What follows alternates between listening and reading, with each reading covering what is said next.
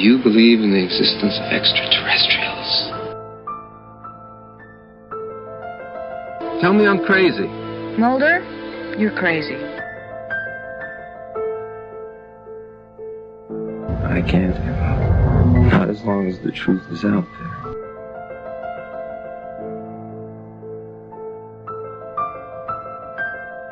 I want to believe.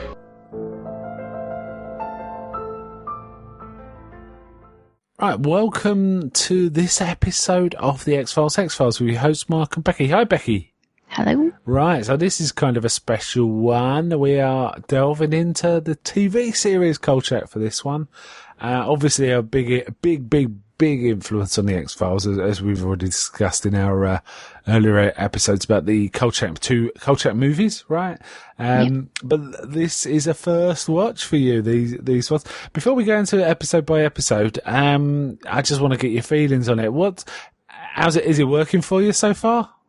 It is, yeah. I absolutely love it. And I think a lot of that hangs on Darren McGavin's performance throughout all the episodes. I think he's brilliant. I think it's definitely Darren McGavin, but I also think Simon Oakland's Vincenzo really brings a lot to it too, actually. Yeah, and their kind of chemistry, yeah, definitely. Before we go any further, I'll tell you what. Let's have a listen to the opening credits, those famous opening credits. Then we could just talk about those, right? So here we go.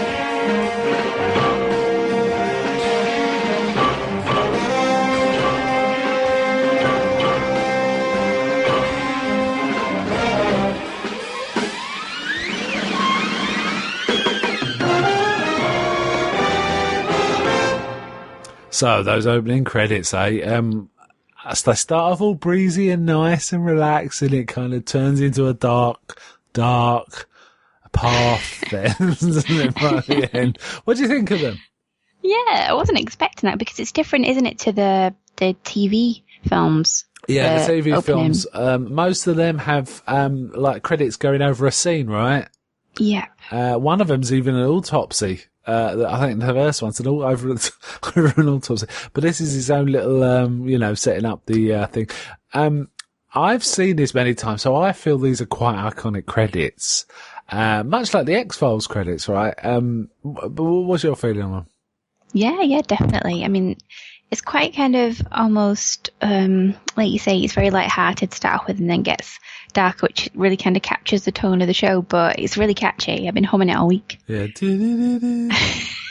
So start walking around whistling like Kolchak, right?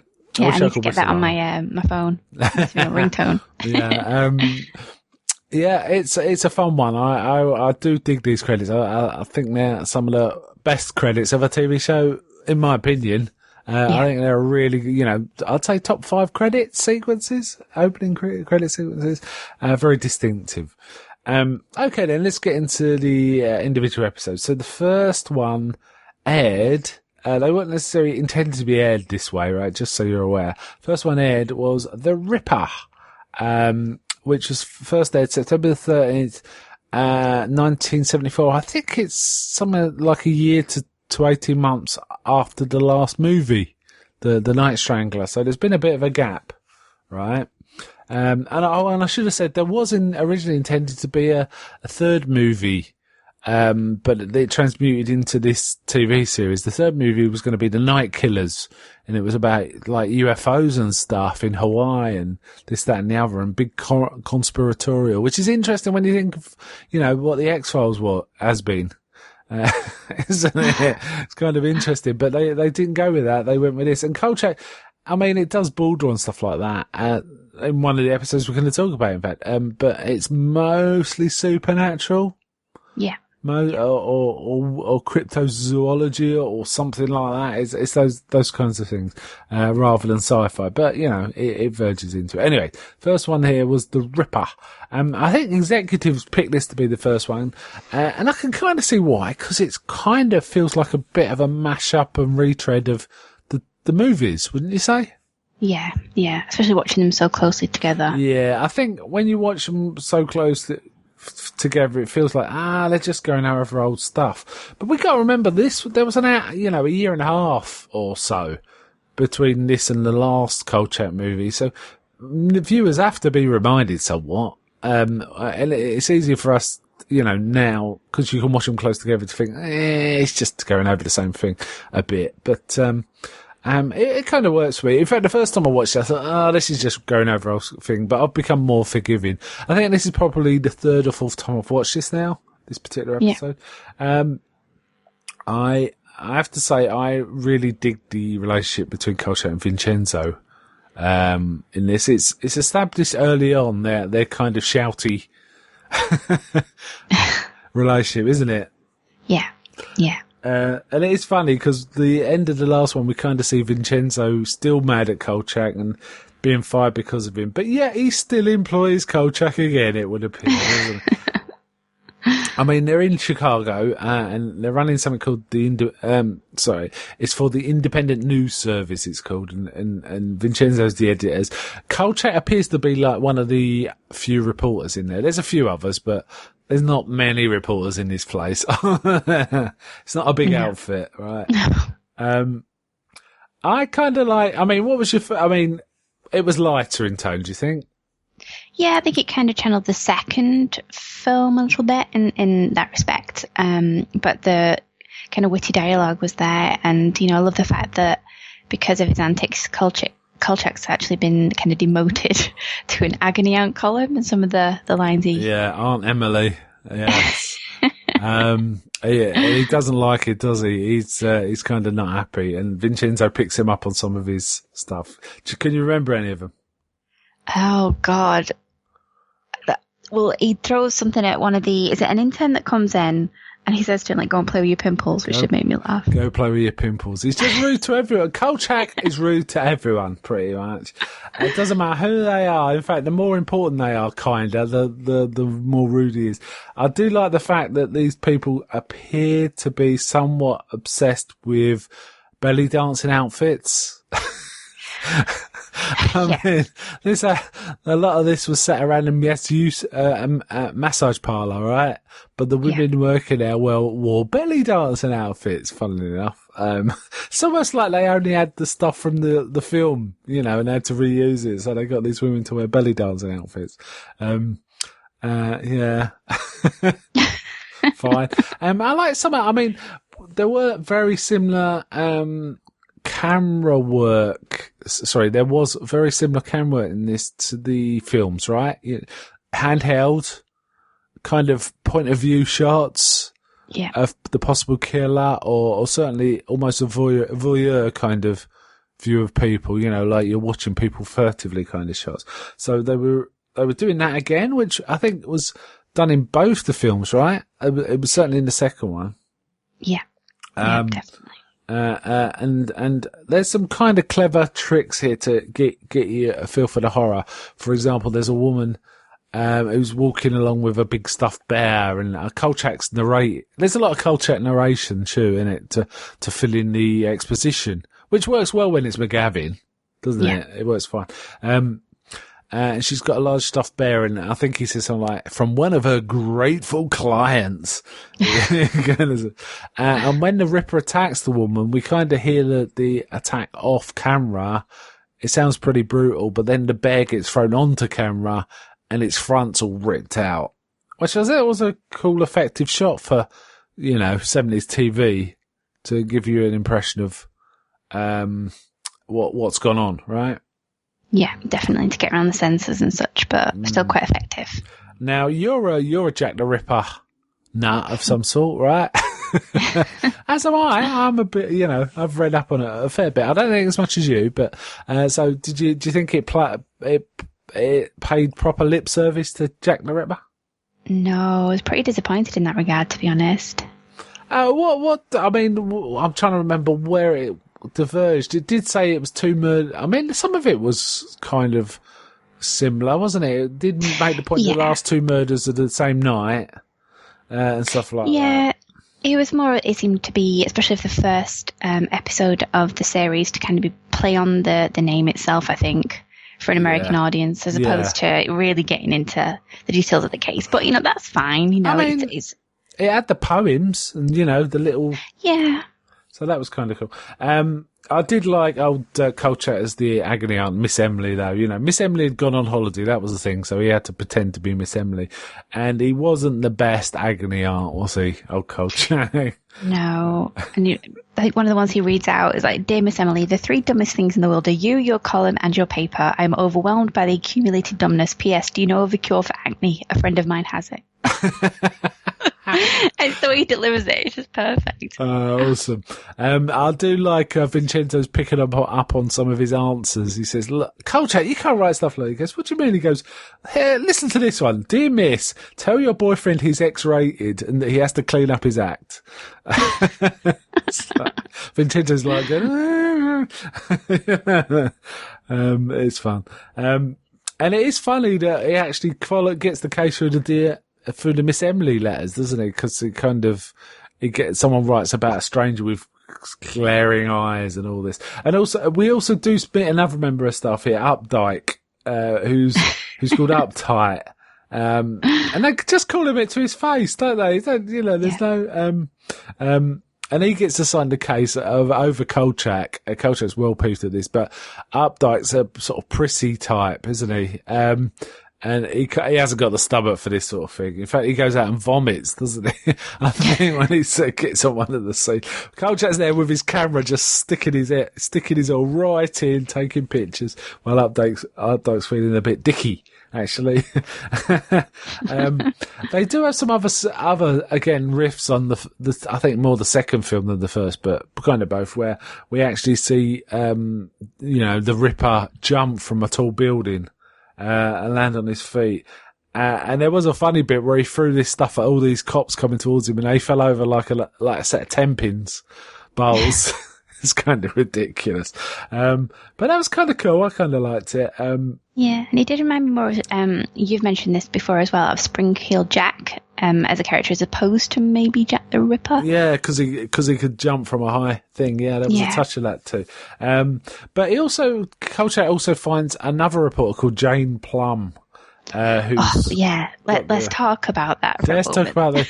There's lots of references to her being fat and eating a lot, which she does in character actually, but which was funny. That did make me laugh. But she's not fat. She was like a normal woman, right? And it was like they'd obviously written the script and not cast properly or something.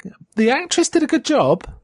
Yeah. She was a good actress, but what they were describing was not her physical type.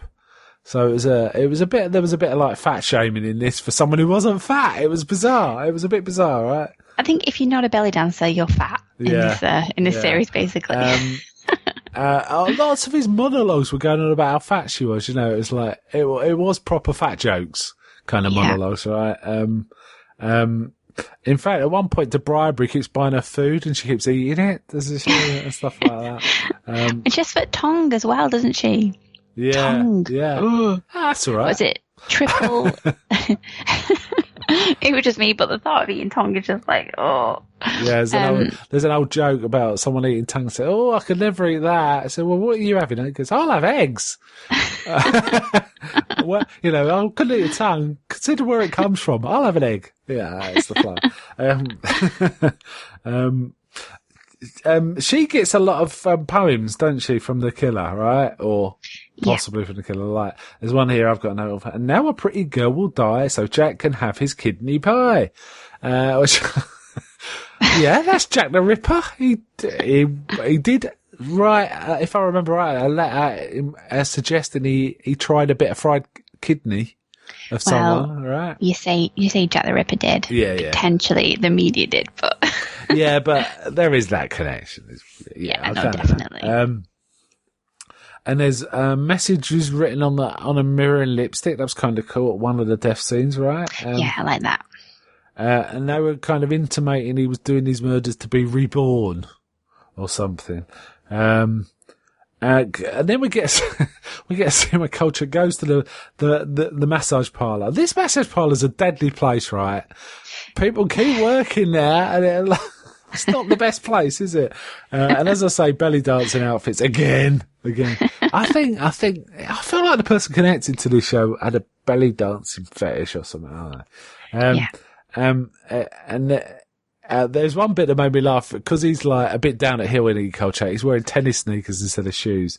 And actually the girl, when he kind of takes off his sneakers, I think she says, "Do you play tennis?" And then he says, I don't want anything. I just want to be somewhere so I can watch. She says, she's going, "So you want to watch?" And Kolchak's going, yeah, I just want to watch. And it's like, oh man, Kolchak's way smarter than this. And then it turns out she's an undercover cop, right? A vice cop. And so they arrest him for soliciting or something. They give it the charge a really odd name, but I can't remember what it was. But then he's hauled off, but the Ripper attacks her.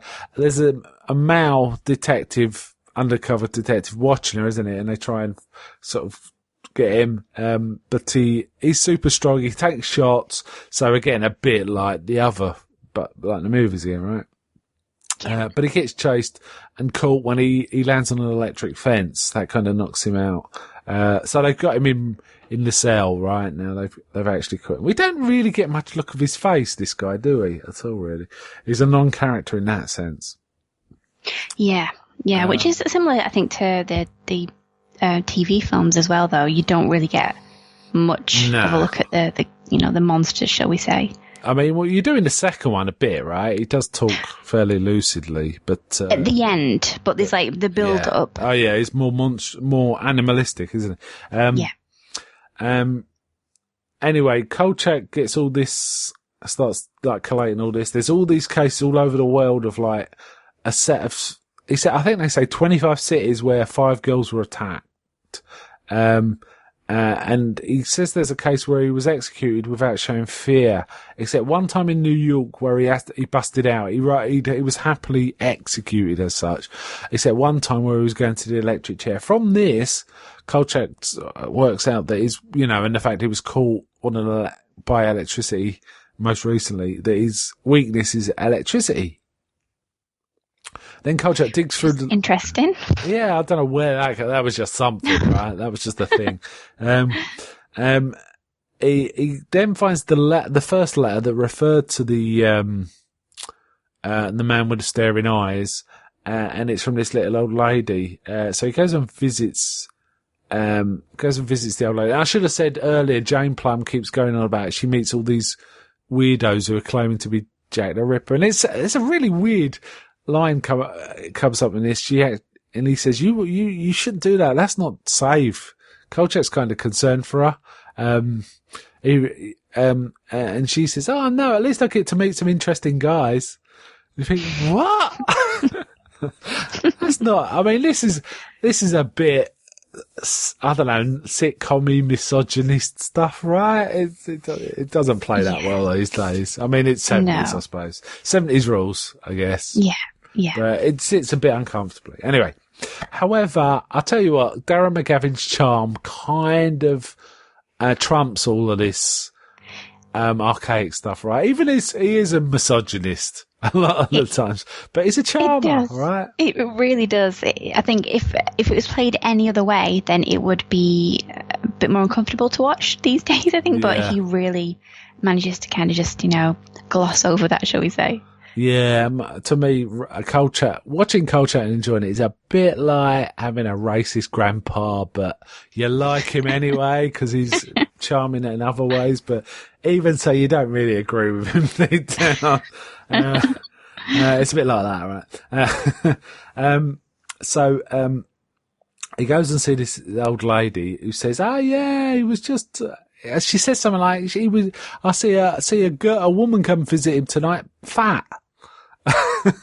It's like, fat? You know, it's ooh, we can have it. And funny enough, the actress who played the old lady becomes Miss Emily. When we actually see Miss Emily in the series, it's this lady. So they reused her, they recycled her. But she's pretty good as Miss Emily, but we'll get to that when she appears. Kolchak kind of goes in, and we get a pretty much a retread of the first film, creeping around the house, even hiding in like a closet and being found. That's all straight out the first movie, isn't it? That kind of business. Yeah, exactly, more or less, isn't it? Yeah. And then we see Kolchak runs into a sofa, and he stumbles over the body of Plum. So Plum's dead, which is pretty dark. The guy chases him. Kolchak manages to run through a pond and manages to stick an electric wire into it, right, which electrocutes the guy. What do you think of the effect here? Great, actually. I thought it was a really nice little scene there. Quite spectacular, wasn't it? Yeah. Yeah. And it turns out they dredge the pond. They don't find the guy, but they find some old clothing and a pair of shoes. And Kolchak says, dramatically, I saw the shoes that haven't been made in 70 years. It's from some London cobbler or something, right? Famous, a London shoemaker. So it's like, ooh, and it ends on a kind of bizarrely light note where Kolchak says, that's the story, but who'll believe it? So nothing about Plum, nothing about what the Ripper is, where the Ripper's gone, what he's up to, nothing of that. None of that at all. Yeah, okay, so we're kind of ragged on this episode. What do you feel about this particular one? A great introduction, I think, to the series after, especially like we said, we've watched the TV films quite, soon with them. But I think you can definitely see, in addition to kind of the light humour that's carried over, it's starting to get a little bit of the darker elements, but I really can see the X-Files influence in it, especially the ending. The way it's kind of like closing an X-File, isn't it? Yeah, definitely. It was kind of, I did like this one too, and I kind of appreciate it more than I did maybe the first time I watched it, where I felt it was just a lighter retread of the movies. Which it was, but I think that was fine for bringing his character back to an audience after a year or so. It's necessary, I think. I really thought the bants between Vincenzo and Kolchak was correctly amplified in this one and in the rest of the series. They made a good choice there. Having those two. I was kind of sad about the girl at the end of The Night Strangler. The Night Strangler not being around, because I thought she was a good character and a good kind of foil as well. But they didn't go with that, did they? It was just Vincenzo and Kolchak. Yeah. Yeah, that was kind of a shame. However, I have to say there are some quite good female characters in Kolchak. I think, even though it's kind of a bit misogynistic, and Kolchak's kind of a bit trying to use these characters to get his stories, they give us as good as they get in a lot of the stories, so it's kind of cool. But like I say, we'll get to them as we go. I wasn't thinking about particularly rating these ones. Do you fancy rating them, or should we just crack on? If we were, I'd say I would give this one a 7. Yeah, I think I'd agree. It's kind of a decent solid kind of episode, right? Yeah. But it'd be nice to see something a bit different, right? Which will comes to our next one. Which is Zombie the Zombie. This aired a week later, 20th of September 1974. And it is a brief summary. A grandmother seeks revenge for her grandson's death by turning him into a zombie to do her bidding. This was intended, I think, to be the debut episode when the show was first going to be aired, but they swapped it around to the Ripper, which I think was probably a good call, because it kind of makes sense, right? Yeah.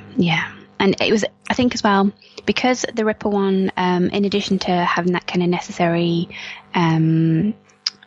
information again, going over, what we already kind of got in the TV films. It was lighter, and I think that would have helped to draw in an audience rather than going into, this was a lot darker and more kind of horrific. Do you know what I mean? Yeah. I think it might have turned some people off initially. Maybe that was a ploy as well. Yeah, I think so. I think it was a good choice to have the Ripper first. This one I really liked. I thought, in particular, the black actors cast in this were very effective. I was kind of I'd forgotten Scatman Crothers pops up in this in a fairly minor role as running like the voodoo shop. It's kind of cool to see him. And I really dug Antonio Fargas turning up as like the head sort of black gangster. This was years before he played Huggy Bear as well. And he was very good and charismatic. He played a character called Sweet Stick. What was your thoughts?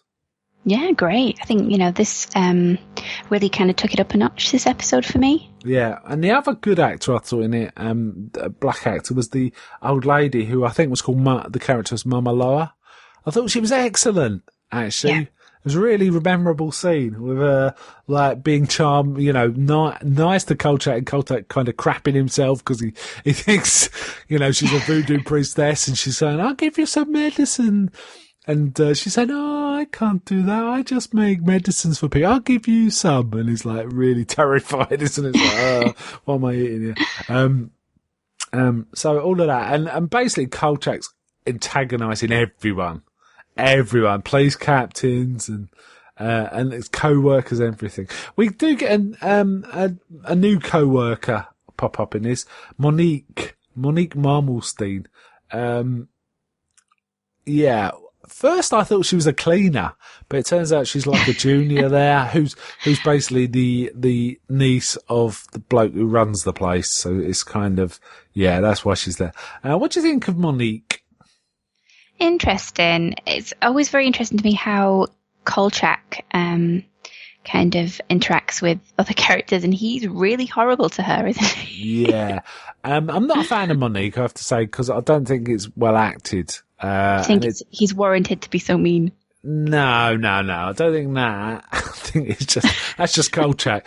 But, I just don't think the character feels a bit flat to me. I think it's meant to be a bit comedy, and it don't think it's that funny, so it kind of doesn't work. There is one scene that's like unbelievable. In the middle of a gun shootout, she runs to the front to take pictures. It's like, what?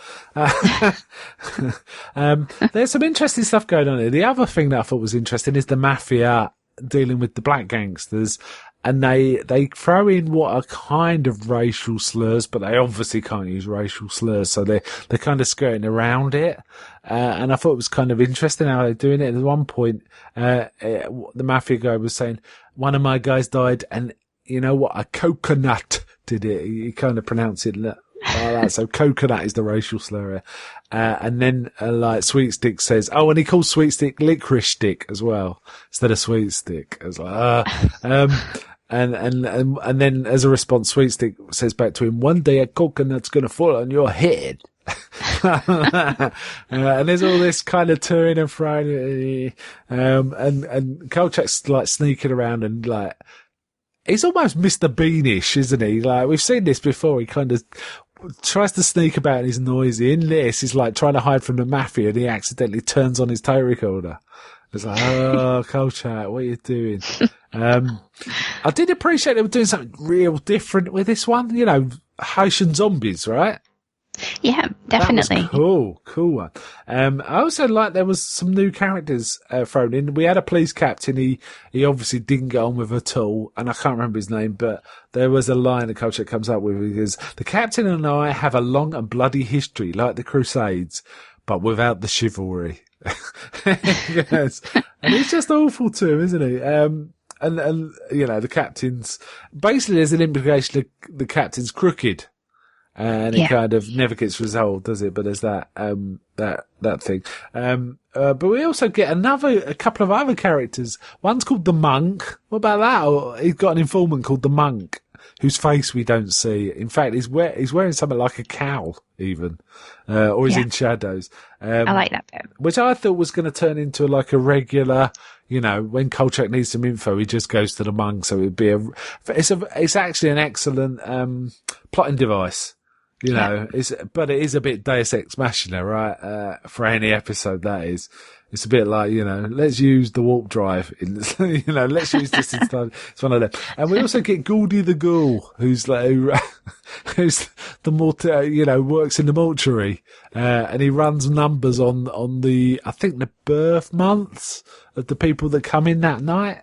So he's runs a gambling syndicate about who's going to be in that night. Which is amazing. Yeah. What did you think of the makeup of the zombie? Yeah, it kind of reminded me of, you know, earlier kind of mostly Italian, I think, zombie films. Like it was playing on those, I think. Yeah, I think it was pretty solid makeup, actually. I thought it looked quite good. And I was surprised at how gory I mean, you know, for the time and for television it was. Yeah. Yeah, it was. It was quite strong stuff, wasn't it? I presume this is. I mean, the Americans don't have, or didn't have a watershed, so I don't know quite how it works. I think everything we put out back in the 70s was like, okay, that's got to be acceptable for everyone. I think. I'm trying to think back. There was slightly stronger stuff though. Don't know. Yeah, so I liked a lot of this. I liked a lot of the acting. I think the writing was solid. The Monique stuff was the weakest bits of it to me. There was all this comedy, like, she couldn't pronounce certain words. There was that bit of comedy based on that, right? And Kolchak could be correcting her. Even though she wanted to be a journalist, you know, she didn't know, like, fairly straightforward okay. And at one point it made me laugh that, like, she was like a real danger with that camera, and at one point Kolchak goes, get in the trunk, you'll be able to get a good shot when they come round. She gets in the jump, he just slams it down and goes off and does something else. It's like, whoa. So I was not a fan of Monique. No. Is this the one where she ends up going back to New York at the end? Because we haven't seen the last of her. It's just, I think in this one, they say she's going back to New York, and they're kind of relieved. And it turns out, and Vincenzo's got to tell the boss that she's not, you know, cutting it there. She doesn't want to stay there. And he's really worried, but it turns out the boss is really relieved, because he'd rather have her back, so it's alright. So it all turned out alright. I might have that mixed up from I've said all that. Yeah, so solid episode. What would you give this one, do you think? I think I'd give this one a 6. Oh, I think I like this better than The Ripper, actually. I really liked some of the, you know, Scatman Crothers just being there was amazing for a start. He even had a bit of hair in this one. And then Antonio Fargas, coming up and threatening Kolchak and all this, that and the other. And I like the Mafia guys. They were stereotypes, but it was kind of fun. And they're all like arguing with each other about, I didn't put the hit on him. I didn't order the hit, because they've realised that whoever killed this guy is in trouble next, you know. And they're kind of trying to talk themselves out of here. You know, I didn't do it. Why did you did it? No, I did it because you wanted to do it. And all this kind of stuff. It's kind of fun. So I'd actually give this one an 8, actually. Okay, let's move on to the next one. This one, interesting one. They have been, they are, they will be. Aired a week after the last one, 27th September 1974. Apparently named after paraphrasing a line from a H.P. Lovecraft story, from the Dunwich Horror. The line from that is, the old ones were, the old ones are, and the old ones shall be. So that's how it got that name. It's also sometimes called UFO. Okay, so we have a clear sci-fi story in this one, right? Mm-hmm.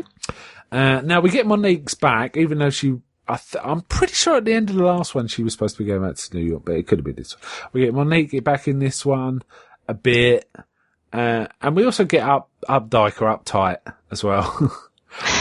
So it starts with zoo animals dying. Did this remind you of anything? It did, yes, funnily enough. It reminded me of, what was it called? The X-Files episode with the invisible animals. Was it something Symmetry? Fearful Symmetry? Fearful Symmetry, yeah. It was a very touch of that. It also reminded me of the Quatermass experiment. where Yeah, especially the end. Yes, well, near the end, isn't it, where he goes through the zoo and he's devastated the zoo. There's all these animals dying. And I got a bit confused because I'm sure sometimes they said panther, and I'm sure that sometimes they said panda. So I was kind of, I don't know if I was mishearing, but it's like everything's dying in this zoo. It's like once a night, one animal dies of a heart attack, and it's like, this is really weird. There's some weird old stuff in this that was very, very X-Filesy. There was a black sludge talked about, right? That had to be analysed, which reminded me a bit of the black oil from the X-Files. And they also talk about the sludge being consisting of something like stomach acid and bile, which made me think of Tombs. Eugene Tombs. So there was a, and we get an invisible alien, which is nice and cheap on the budget, right? And also this thing, I say animal, I don't know what it was. This thing also digests bone marrow. So it's kind of weird. And there's also this weird plot about blowing out a wall silently, which was never explained. Why, and also, did it, lead ingots just disappear? I can't remember now. There was something about lead ingots, just disappearing. In fact, there was a line in it where Kolchak's, sort of hypothesizing. He's saying 2 tons of lead. Well, who could use 2 tons of lead? And Monique goes, God's pencil. It's like, and then we get Goldie the Ghoul back, talking about some mugger that's died. We do see a mugger mug someone and go into a basement where there's electronic stuff and the invisible thing attack him. And we also get this kind of cool bit where Kolchak goes and visits a UFO group, that remind me a bit of, I was going to say X-Files, but there was another show I remember where someone goes and sees a UFO group. No, I'm thinking of the X-Files. I'm definitely thinking of the X-Files. And the woman was recounting this story about like an alien giving her a drink I think she says something like Scotch and ginger ale or something, right? Something like that, right? A bourbon and ginger ale. I don't know, something like that. And he was a bit fresh with her, but she put him in his place, and he was a very nice man after that. Yeah. And she wore this amazing hat thing with feathers. What was that? It looked like an ostrich. I think is it a fascinator? Is that what that's called? It's fascinating and all that. No, I think, I don't know. Anyway, it's bizarre. And he's trying to follow up all this stuff. And we do get a fairly good, I think, comedy scene where somehow Vincenzo's been served a gourmet meal in the office as a treat, and Kolchak starts telling him about the case. And he says, no, you don't want to hear about this while you're eating. And he says, Kolchak, I'm a reporter, I can take it. And Kolchak starts going, they sucked out the bone marrow. And all this, and like Vincenzo's looking at the food, and at the end, Kolchak goes off, and the waiter then brings up the next course, and he says, what's this? And the waiter goes, brains. And Vincenzo's like, rolls his eyes.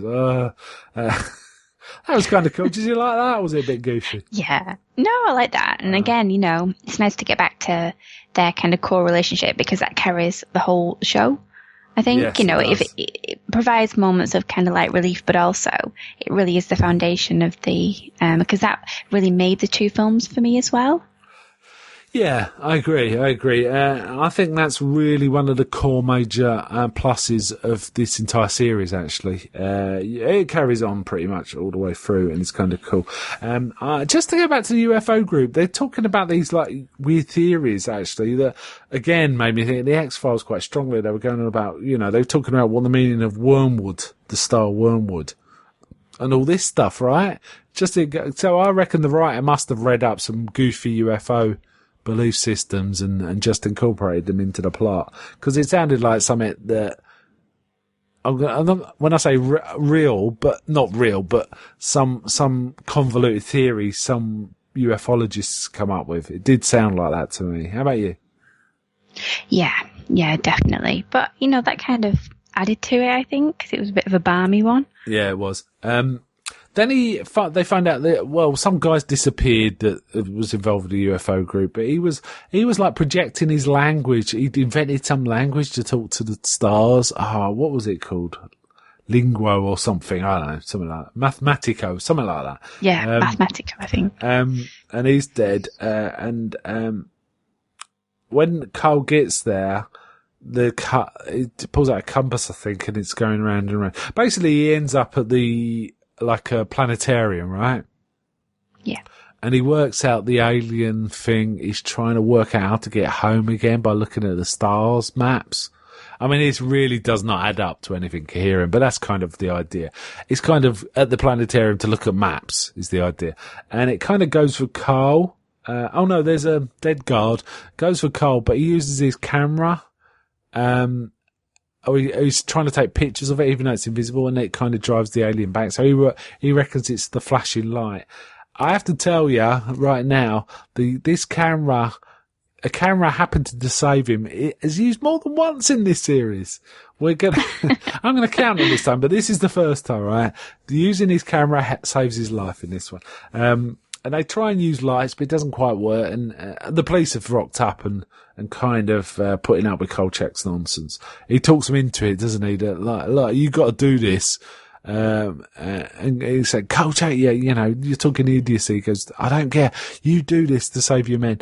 But it turns out it's not the light. Kolchak then works out it's the whine, the little whining noise, the flashbulb gives as it's gearing up to flash. So it's sound. Anyway, the alien sort of flies off in a UFO. We literally see a UFO, right? A door open, the door shut, and it flies off. So no teasing in this. There's no X-Files. Oh, there's a light in the trees business here. We get a bloody UFO turn up. And that's the end of it, right? Kind of. I mean, Kolchak gives a summary at the end. He says, a traveller had a breakdown, stops to fix it, gets a bite to eat. It's happened to all of us. But this traveller happened to be light years off his course instead of miles. Okay. A bit Twilight Zone, that bit, for me. Yeah, I think so. And sorry, go on. No, so is this the only episode I've read, just in a bit of reading around it, that he didn't actually stop the supernatural entity or, whatever, alien or whatever? He usually does. He usually overcomes it in some way, but this one just flies off, or whatever. Yes, indeed. I did like the conspiracy theory angle in this. It's got, the fact the government rock up and do all this cleaning and then disappear. They cleaned up all the sludge on this guy's lawn, don't they? That's one of the leads. Yeah.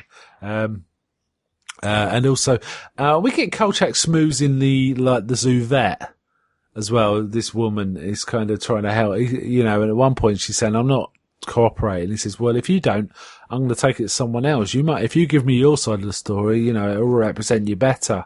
He uses that kind of line. She was all right. I mean, she wasn't in much, but she was pretty good as well. Yeah. So, okay, let's rate this one. What would you give this 1 out of 10? Again, I give this one a 6, I think. Yeah, I thought this was a weaker one. Actually, you know what? The first, I kind of like it more each time I see it. I feel it's quite a weak one, but the stuff I like in it works for me now a bit. The whole goofy UFO group and stuff like that. I don't think that it's as strong as some of the others. The dinner scene's pretty elite, though. Having said that, I'll probably give this one a 5 myself. Okay, let's get to the next one. I've been looking forward to talking about this. Now, in fact, this one, our, sister podcast, United Nations of Horror, actually, we did have an episode where Anthony Rotolo came on and did a segment about this particular episode, The Vampire.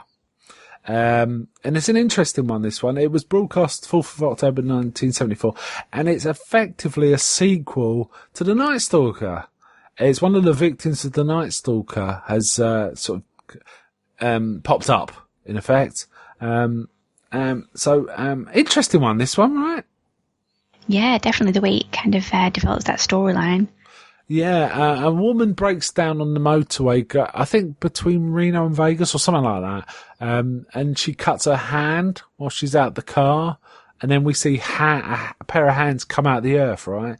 I really like that kind of effect. I think it's really effective.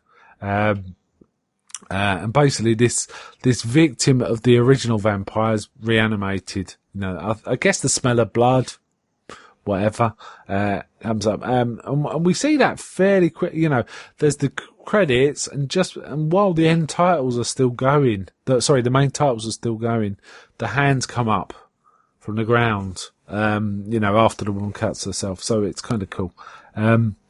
We get, Larry Storch, who I kind of know from an old show called F Troop, and from a few other things. He kind of was in Married with Children one time. And I'm a big fan of Married with Children. He turns up as a character called the Swede, giving Kolchak the lowdown on this weird business going on missing blood, which gets Kolchak's interest, right? Because he remembers it from the Night Strangler case, and in Vegas and all that sort of stuff. But it turns out that, that guy, the Swede, wants to avoid Vincenzo. We don't know why. He kind of goes out the back door when Vincenzo comes in the front, and he says to Kolchak, "Was that the Swede?" He says, No, that was someone else. He says, good, because the Swede owes me $500. So there's a touch of that kind of stuff going on. Kolchak's kind of interested, and he hears that there's a story out that part of the world about like this guru.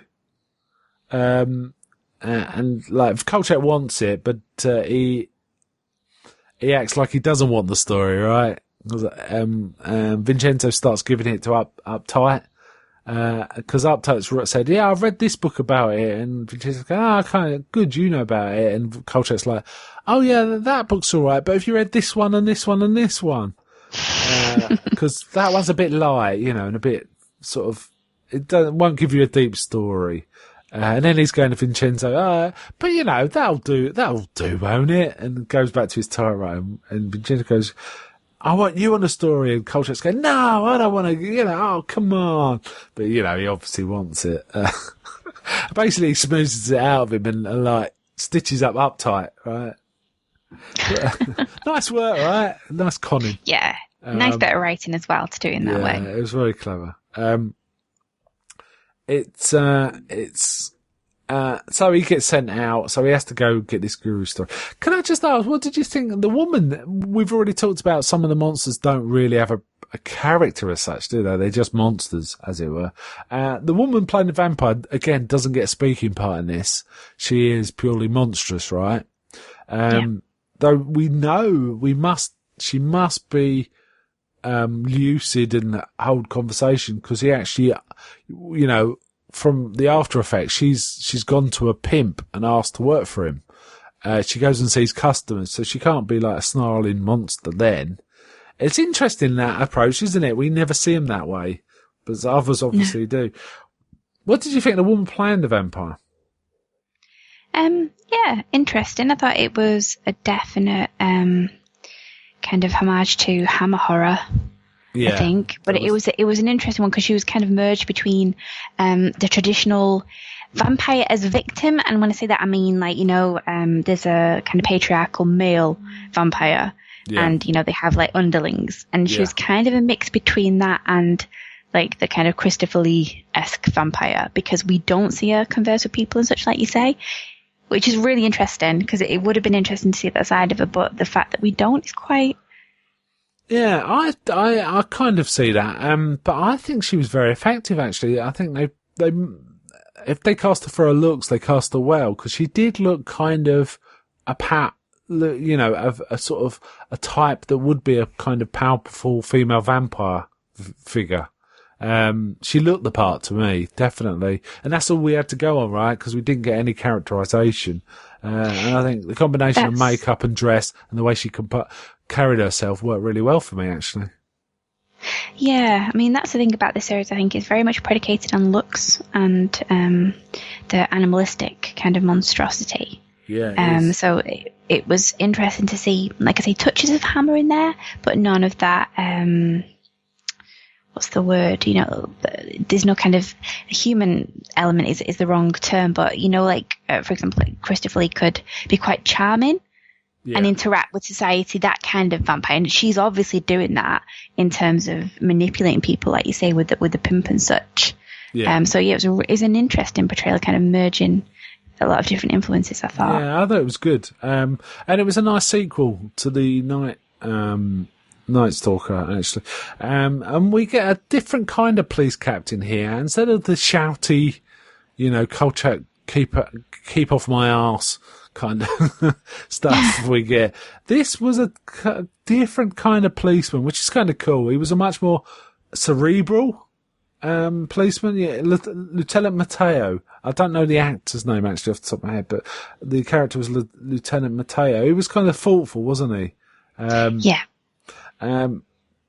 Anyway, Kolchak's still got this other story to provide about a guru, and he goes to the place to visit the guru, but he turns up late and the guru's gone, and there's this kind of fun scene where he says, I need to talk to the guru and all this, and the guy says something like, unfortunately, you must learn to live with disappointment.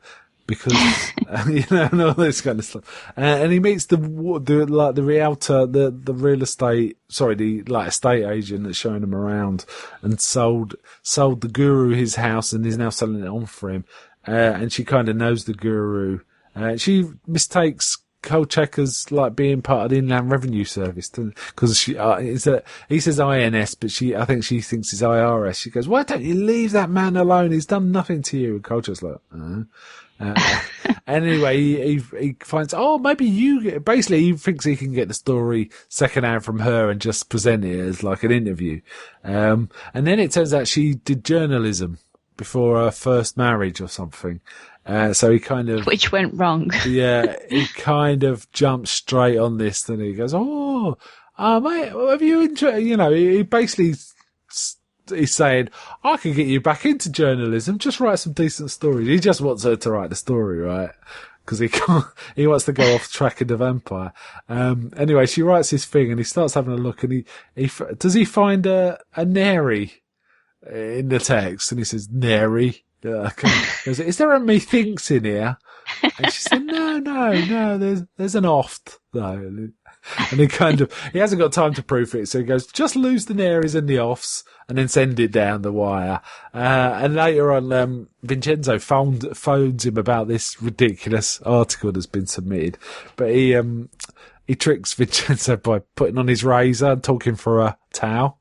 And pretend it's a terrible line, right? He goes, yeah, the steak here's good. He goes, have you talked to the guru? Yeah, medium rare. It's all this kind of stuff. But later on that backfires, doesn't it, in quite a funny way. He talks to Kolchak and he says, Kolchak, when I got up today, you were alive. Then I started shaving and the whole world ended for you. And he says, turn off the razor, Kolchak. It's like, so there's all that kind of stuff. There was some really good writing in this one, it has to be said. There was one point he phones up the pimp to hire the woman because he wants to trap her in a room, and stake her basically. And he says to the real estate woman, "Can I borrow some lipstick?" And she says, "Is there anything you want to talk to me about? I'm very sympathetic." And stuff like this. And he goes, no, later. He doesn't pick up at all what she's hinting at. He says, no, later. Can I just borrow some lipstick? Kind of thing. It's kind of funny.